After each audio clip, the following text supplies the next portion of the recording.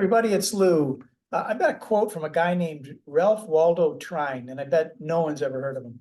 But he had this quote and he said, and I'm doing this within the context of the elections that are coming up, where half the world is actually going to be electing people in the democracies.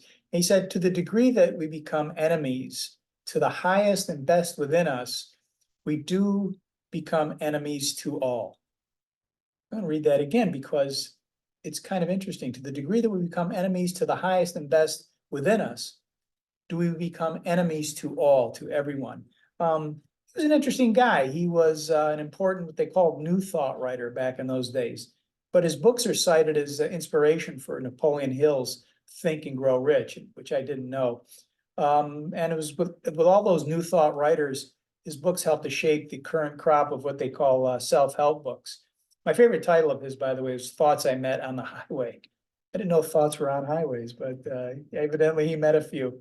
But that quote really triggered something with regard to the intelligent communities around the world that win our awards and that we spend time with.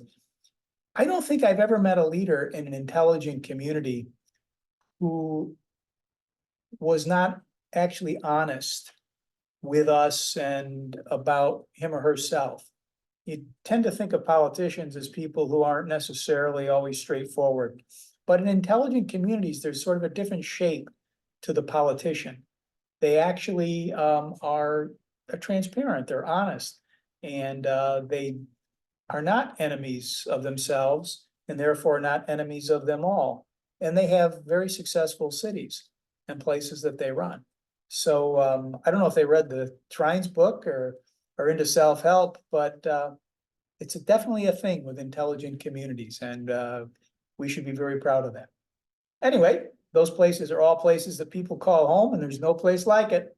So I'm Lou, reminding you, if you meet a thought on the highway, shake his hand.